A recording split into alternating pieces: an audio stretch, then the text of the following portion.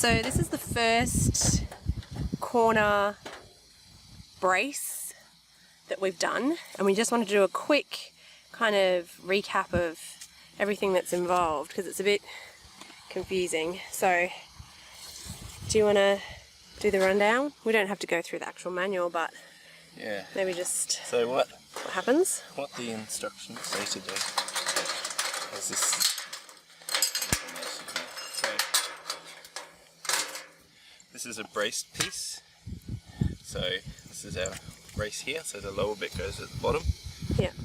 And it'll mount in through that hole there. Yeah.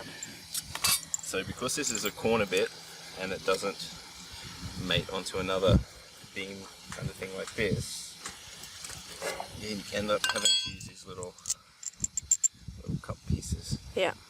So if you have a look at the back, yeah, what it will do is when you put the bolt through there, it slides over this little bit like that. Yeah. Cool.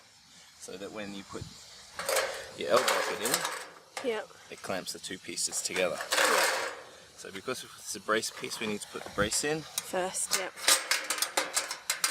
Pop that in, pop over the thingy on, a washer, nut, and then that comes out and you twist it. So this will come out, and over time this will twist around. Yeah.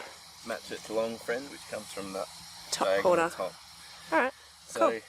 the other thing that we need to do Ooh, yeah. is put the other bracket in for the other piece. Okay.